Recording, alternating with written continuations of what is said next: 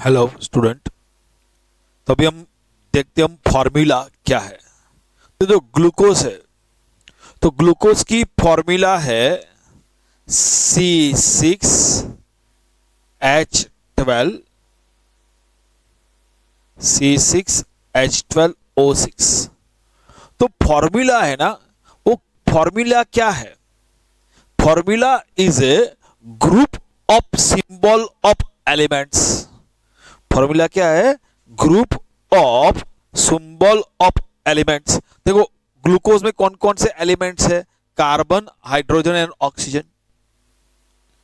तो एलिमेंट का सिंबल का ग्रुप है which represents one molecule of the substance. तो ग्लूकोज का एक मॉलिक्यूल है C6H12O6। There are two types of formula, molecular formula and empirical formula. Molecular formula क्या शो करता है? मॉलिक्यूलर फॉर्मूला क्या इंडिकेट करता है? Molecular formula denotes exact number of atom. देखो एक ग्लूकोज की मॉलिक्यूलर फॉर्मूला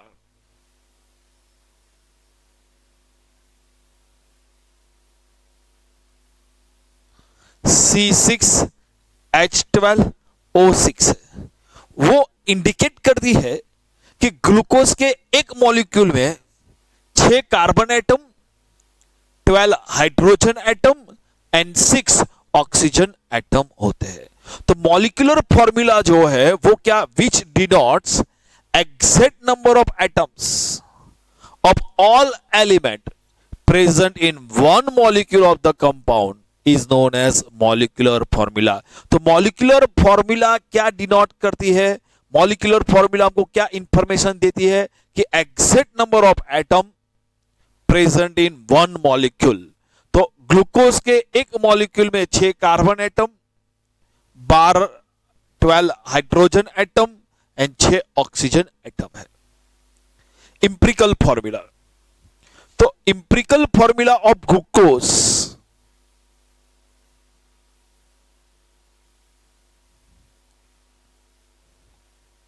CH2 है। इंपेरिकल फॉर्मूला ऑफ ग्लूकोज क्या है? CH2। तो इंपेरिकल फॉर्मूला क्या डिनोट करता है? इंपेरिकल फॉर्मूला हमको बताता है कि ग्लूकोज के एक मॉलिक्यूल में कार्बन 1, हाइड्रोजन 2 और ऑक्सीजन 1, उसका रेशियो होगा। एग्जैक्ट वैल्यू नहीं बताता है। तो इंपेरिकल फॉर्मूला है, वो empirical formula exact value indicate नहीं करता है। वो क्या इंडिकेट करता है? क्या शो करता है? रेशियो। कि ग्लूकोज में कार्बन, हाइड्रोजन और ऑक्सीजन एलिमेंट का रेशियो क्या होगा? 1:2:1। मतलब यदि कार्बन एटम 1 होंगे तो हाइड्रोजन एटम 2 होंगे, ऑक्सीजन एटम 1 होगा। यदि कार्बन 2 हो गए तो हाइड्रोजन 4 होगा, ऑक्सीजन 2 होगा। कार्बन एटम 4 होगा तो हाइड्रोजन 8 होगा, ऑक्सीजन 4 होगा। कार्बन 6 होगा तो हाइड्रोजन 12 होगा, ऑक्सीजन 6 होगा। तो इतनी बात समझ में आ गई कि तो इंपेरिकल फॉर्मूला हमको क्या? सिंपल रेशियो इंडिकेट करता है। क्या इंडिकेट करता है? Simple ratio. एग्जैक्ट नंबर नहीं देता है। Molecular formula exact number show करता है। तो देखो empirical formula which denotes simple ratio of all element present in one molecule of the compound। तो इंपेरिकल फॉर्मूला जो इंपेरिकल फॉर्मूला क्या करेगा? तो कंपाउंड में जो एलिमेंट है उसका सिंपल रेशियो डिनोट करेगा। वैस मॉलिक्यूलर फॉर्मूला क्या करेगा? कंपाउंड में जितने भी एलिमेंट है वे सब एलिमेंट के एक मॉलिक्यूल में एग्जैक्ट नंबर ऑफ एटम बनाएगा। कि ग्लूकोज में 6 कार्बन, 12 हाइड्रोजन और 6 ऑक्सीजन है। यहां पे एग्जैक्ट वैल्यू समझ में नहीं आएगी। तो इंपेरिकल फॉर्मूला और मॉलिक्यूलर फॉर्मूला में समझ में आ गया? ओके। अब हम देखते हैं मॉलिक्यूलर फॉर्मूला से इंपेरिकल फॉर्मूला किस तरह बनाई जाती है। तो 2 मेथड है, दोनों में बोल देता हूं। देखो चलो देख लो, एक कंपाउंड है H2O2, इसके मॉलिक्यूलर फॉर्मूला ही है, इसका इंपेरिकल फॉर्मूला देखना है। आप ऐसे भी सोच लो फॉर्मूला है, ओके। जब मॉलिक्यूलर फॉर्मूला से इंपेरिकल फॉर्मूला देखना है तब कॉमन निकाल दो। कॉमन क्या निकलता है? पहली तरीका ए, कॉमन निकाल के जो है लो लिख दो। या दूसरी मेथड है कि जो सबसे कम नंबर है ना उसे डिवाइड कर लो। तो जब कॉमन नहीं निकलता होगा तब हम कुछ करेंगे, ओके। तो H2O2 में से 2 हाइड्रोजन और 2 ऑक्सीजन है, क्या कॉमन निकलेगा? 2। हाइड्रोजन भी 2 है, ऑक्सीजन भी 2 कॉमन निकलेगा, तो 2 कॉमन निकाल दो, तो बचेगा कौन? HO। और जो कॉमन निकाला ना वो है N की वैल्यू। तो देखो, हाइड्रोजन पेरोक्साइड H2O2 की मॉलिक्यूलर फॉर्मूला है H2O2। हाइड्रोजन पेरोक्साइड की मॉलिक्यूलर फॉर्मूला इंडिकेट करती है कि हाइड्रोजन पेरोक्साइड में 2 हाइड्रोजन एटम और 2 ऑक्सीजन एटम है। और इंपेरिकल फॉर्मूला क्या शो करती है कि हाइड्रोजन पेरोक्साइड में हाइड्रोजन और ऑक्सीजन का रेशियो क्या होगा? 1:1। ये 1 होगा तो ये 1 होगा, ये 2 होगा तो ये भी 2 होगा, ये 3 होगा तो ये भी 3 होगा। चलो, डाइबोरेन B2S6, डाइबोरेन B2S6 में कॉमन क्या निकलेगा? 2, तो बचेगा कौन? BH3। तो ये मॉलिक्यूलर फॉर्मूला है, वो शो करता है कि डाइबोरेन में 2 बोरॉन और 6 हाइड्रोजन होता है। तो इंपेरिकल फॉर्मूला शो करता है डाइबोरेन में बोरॉन और हाइड्रोजन का रेशियो क्या होगा? 1:3। कितना कॉमन निकला? 2, तो उसके लिए N की वैल्यू होगी 2। FeSO4, तो FeSO4 में Fe एक है, सल्फर एक है, ऑक्सीजन 4 है। कॉमन कितना निकलेगा? 1।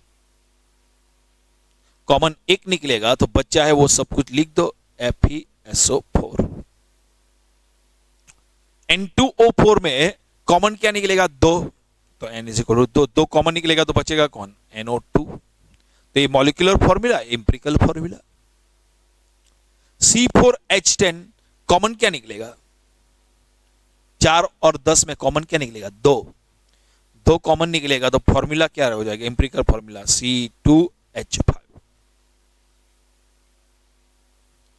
CH3COOH, तो इसको इस तरह लिख दो, कार्बन 1 है, नहीं 2 है, 1 और 1 2 कार्बन, हाइड्रोजन 3 और 1 4 और 2 ऑक्सीजन। तो एसिडिक एसिड की मॉलिक्यूलर फॉर्मूला है C2H4O2। मतलब एसिडिक एसिड में 2 कार्बन के एलिमेंट है, 4 हाइड्रोजन के एटम के एलिमेंट है, 4 हाइड्रोजन एटम है और 2 ऑक्सीजन एटम। इनमें से कॉमन निकालो, कॉमन क्या निकलेगा? 2 4 2 में से कॉमन क्या निकलेगा? 2, तो N = 2। 2 कॉमन निकलेगा तो बचा कौन? CH2O। एक कार्बन एटम है, 2 हाइड्रोजन एटम है और 1 ऑक्सीजन एटम है। चलो, Al2O3 में से कॉमन निकालो, 2 और 3 में से कॉमन क्या निकलेगा? नहीं निकलेगा, मतलब 1 निकलेगा। 1 कॉमन निकाल लो तो क्या रहेगा? Al2O3।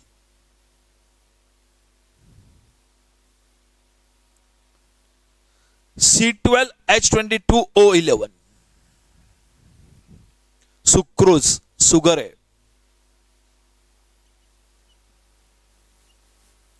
इस सुक्रोज सुगर में से कॉमन क्या निकलेगा? C12H22O11 है। 12 है, 11 कॉमन नहीं निकलेगा, याद रखना। ये C12 है, कॉमन निकलेगा ही नहीं, मतलब N = 1। तो क्या होएगा? C12H22O11। तो इंपेरिकल फॉर्मूला और मॉलिक्यूलर फॉर्मूला सेम हो भी सकती है। देखो, FeSO4 में empirical formula molecular formula same है, Al2O3 में भी सेम है, C12H22O11 इसमें भी, शुगर में भी इंपेरिकल फॉर्मूला और मॉलिक्यूलर फॉर्मूला सेम है। तो इंपेरिकल फॉर्मूला और मॉलिक्यूलर फॉर्मूला सेम हो भी सकती है या नहीं भी हो सकती है। लेकिन अब इतना देख लो, इंपेरिकल फॉर्मूला को अब N से मल्टीप्लाई करो तो मॉलिक्यूलर फॉर्मूला बन जाएगा। इंपेरिकल फॉर्मूला को N से मल्टीप्लाई करो, क्या बन जाएगा? Molecular formula. इंपेरिकल फॉर्मूला को N से मल्टीप्लाई करो, मॉलिक्यूलर फॉर्मूला। तो मेरे पास एक फॉर्मूला बन गई, molecular formula = empirical formula multiply by N। देखो,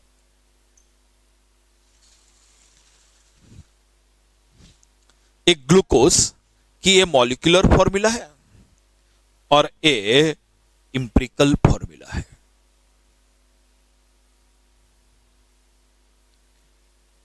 चलो, एक ग्लूकोज के लिए एन की वैल्यू क्या है? तो ये C6H12O6, C6H12O6, C6H12O6, क्या कॉमन निकलेगा? 6। तो n इज इक्वल टू 6, तो क्या होगा? CH2O। तो देखो, ये इंपेरिकल फॉर्मूला को 6 से मल्टीप्लाई करो, क्या मिल जाएगा? Molecular formula. तो एक चीज याद रखना,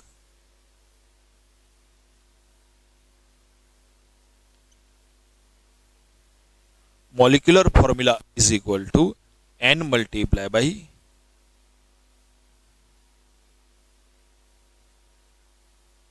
इंपेरिकल फॉर्मूला।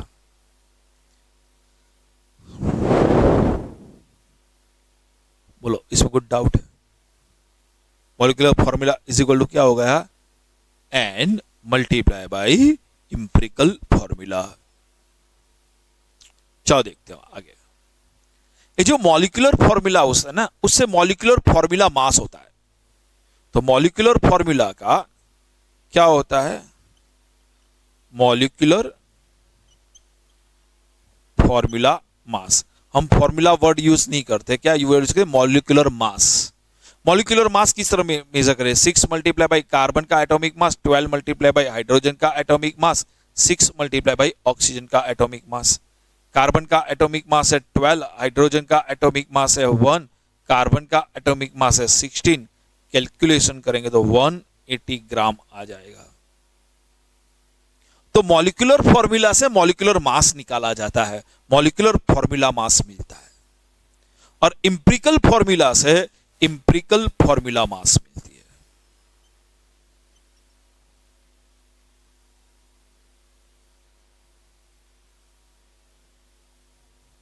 चलो, तो इंपेरिकल फॉर्मूला से क्या मिलेगा? Empirical formula mass. तो इंपेरिकल फॉर्मूला मास निकालो। कार्बन का कितना है? 1 कार्बन, 2 हाइड्रोजन और 1 ऑक्सीजन। कार्बन का एटॉमिक मास कितना है? 12, हाइड्रोजन का कितना है? 1, ऑक्सीजन का कितना है? 16। तो करो तो 12 plus 2 plus 16, 12 plus 2 14, 14 plus 6 20 plus 1 30। तो देख लो, मॉलिक्यूलर फॉर्मूला से मॉलिक्यूलर फॉर्मूला मास मिलता है, इंपेरिकल फॉर्मूला से इंपेरिकल फॉर्मूला मास मिलता है। अब देखो, मॉलिक्यूलर फॉर्मूला मास, इंपेरिकल फॉर्मूला मास और n के बीच में कुछ रिलेशन आपको दिखाई देता है। मॉलिक्यूलर फॉर्मूला मास 180, n 6 और इंपेरिकल फॉर्मूला मास 30, उसके बीच में आपको कुछ रिलेशन दिखाई दे रहा है? हाँ, कि molecular formula mass is equal to, मतलब molecular mass is equal to n multiply by empirical formula mass.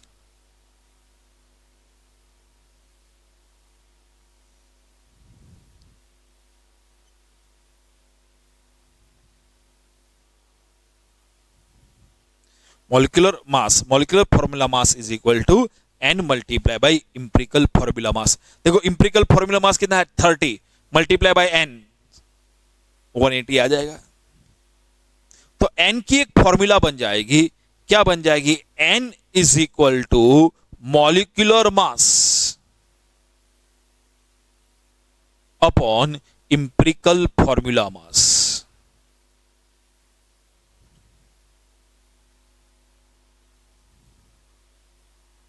याद रखना, n is equal to molecular mass upon empirical formula mass.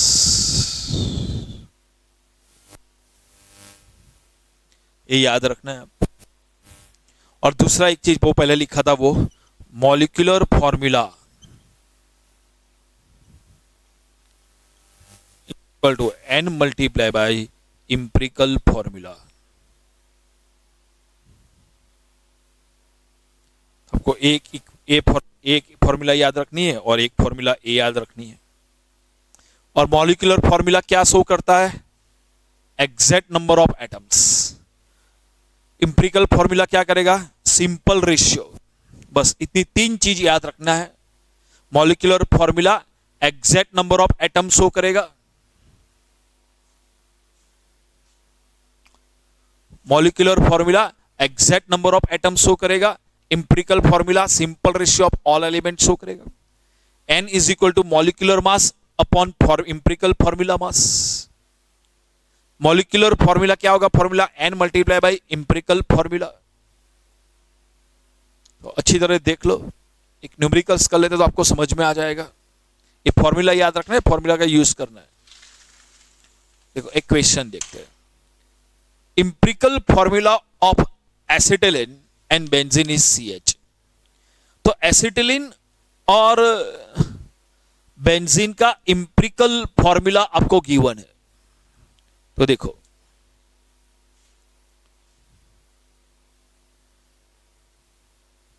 Empirical formula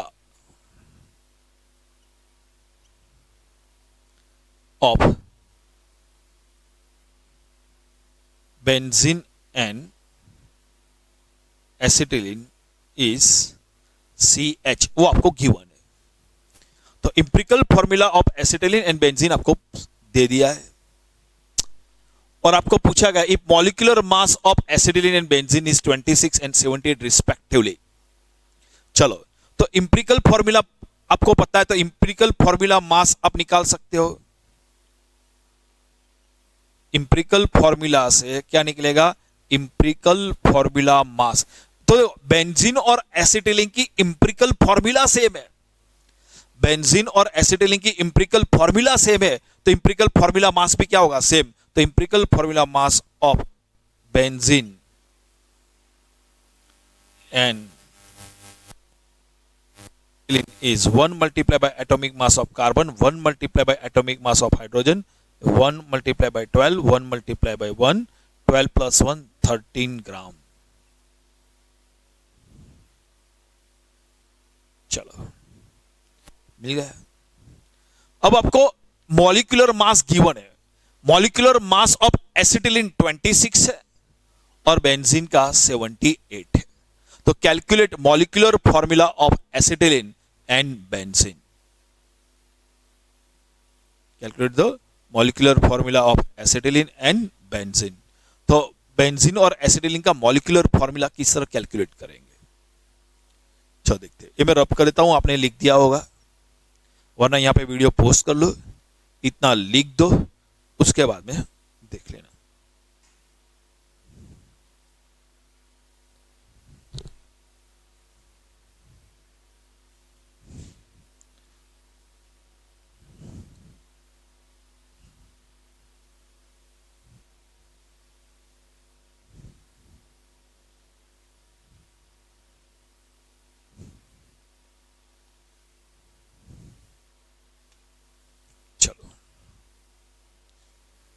हम सेपरेट सेपरेट भी लिख सकते हैं।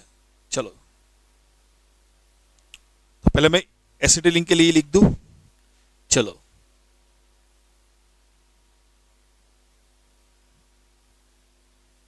empirical formula of acetylene is CH, therefore ये आपको question में गिवन है। empirical formula of acetylene is CH, therefore empirical formula mass of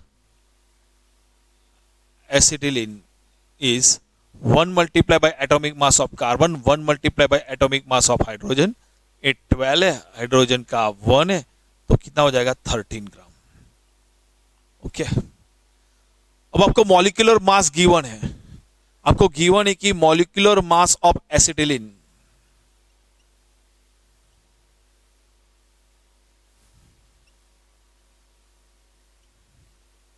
is 26। Okay, तो देखो n कैलकुलेट करने के लिए आपके पास फॉर्मूला है, n is equal to molecular mass upon empirical formula mass.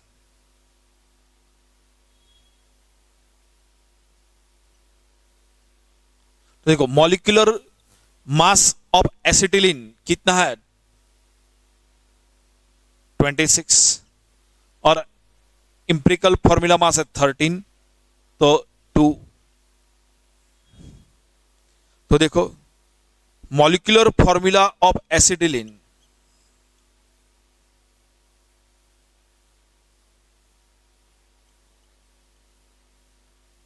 तो molecular formula of acetylene is equal to n multiply by empirical formula of acetylene.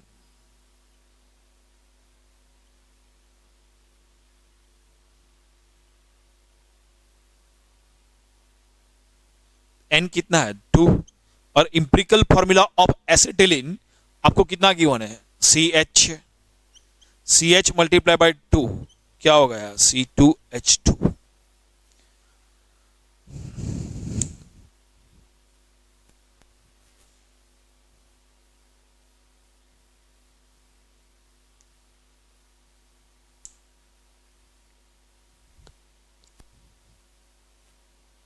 ये हमारा क्वेश्चन था, यहां से हमने एक क्वेश्चन है, यहां से हमने आंसर स्टार्ट किया।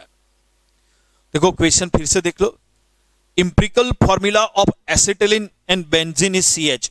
तो मैंने पहले मैं एसिटिलीन की बात कर देता हूं। तो empirical formula of acetylene is CH। Empirical formula से मैंने इंपेरिकल फॉर्मूला मास निकाला। मॉलिक्यूलर मास ऑफ एसिटिलीन आपको क्वेश्चन में गिवन है 26।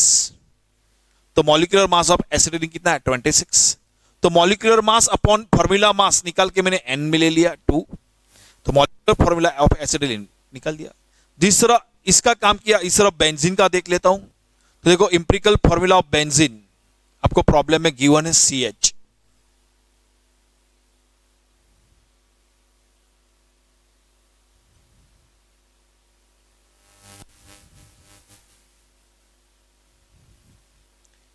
इंपेरिकल फॉर्मूला मास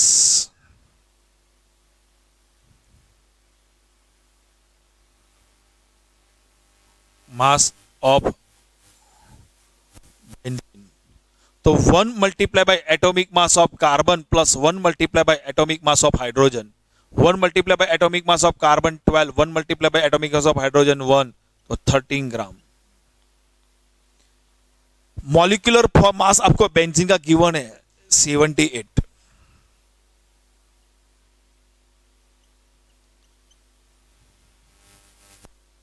क्वेश्चन में गिवन है ना molecular mass of benzene is acetylene का 26 और बेंजीन का 78।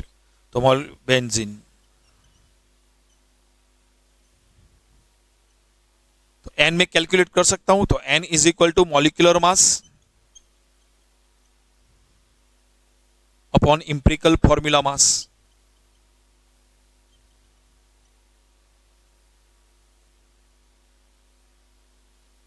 तो मॉलिक्यूलर मास है 78 और इंपेरिकल फॉर्मूला मास है 13 तो क्या होगा 6। अब मुझको मॉलिक्यूलर फॉर्मूला डिसाइड करना है। तो molecular formula of benzene is equal to n multiply by empirical formula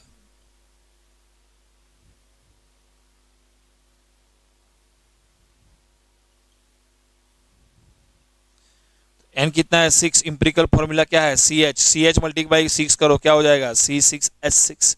तो बेंजीन का मॉलिक्यूलर फॉर्मूला क्या मिला C6H6।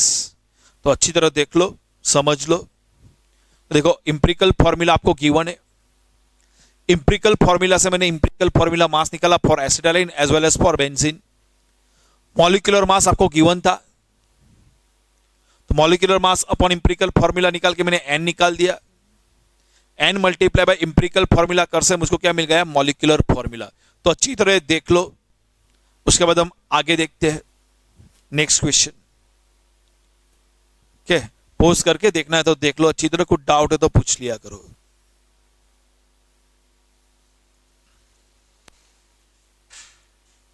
अब देखते हैं determination of empirical formula of the compound. यदि आपको कंपाउंड के परसेंटेज मालूम है तो आप कैसे उसकी इंपेरिकल फॉर्मूला डिटरमाइन करेंगे। तो exam point of view important है, याद रखना एक क्वेश्चन यहां से हो सकता है। तो आपको पहले एक टेबल बनाना है। किस तरह टेबल बनाया वो देख लो अभी बाद में हम यूज करते तो समझ में आ जाएगा। एलिमेंट देखना है, एलिमेंट के आपको परसेंटेज ऑफ एलिमेंट आपको गिवन होगा। यदि परसेंटेज एलिमेंट नहीं गिवन तो हमको परसेंटेज निकालने होंगे। किस तरह परसेंटेज निकालने होंगे वो हमने लास्ट वीडियो में देखा था। तो आपको वेट गिवन होगा, वेट से परसेंटेज निकाल दो, या वेट रेशियो गिवन होगा, वो वेट रेशियो से आप परसेंटेज निकाल दो। तो मैं बता जाता हूं कैसे कैसे करना है। एक क्वेश्चन ले लेता हूं, उसके साथ ये बाद में याद कर लेना।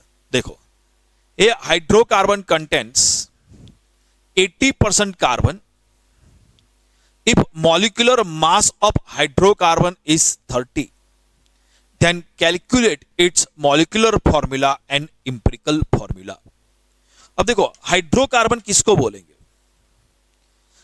जो कंपाउंड में सिर्फ और सिर्फ हाइड्रोजन और कार्बन होता है, इसको हम बोलते हैं हाइड्रोकार्बन। जिस कंपाउंड में सिर्फ और सिर्फ हाइड्रोजन और कार्बन होता है, इसको हम बोलते हैं हाइड्रोकार्बन। तो हाइड्रोकार्बन में दो ही एलिमेंट होता है, हाइड्रोजन एंड कार्बन। देखो, एलिमेंट में दो ही हो गया, कार्बन और हाइड्रोजन। कार्बन के परसेंटेज, ये हाइड्रोकार्बन कंटेन्स 80% कार्बन, तो आपको बता दिया है कार्बन 80% है, तो हाइड्रोजन कितने होंगे? 20%।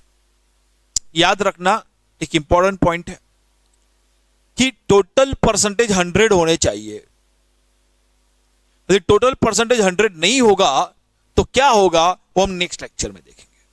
पहली चीज एक याद रखना, 80 + 20 100% टोटल होने चाहिए। तुमको तो मालूम है यहां पे दो ही है एलिमेंट,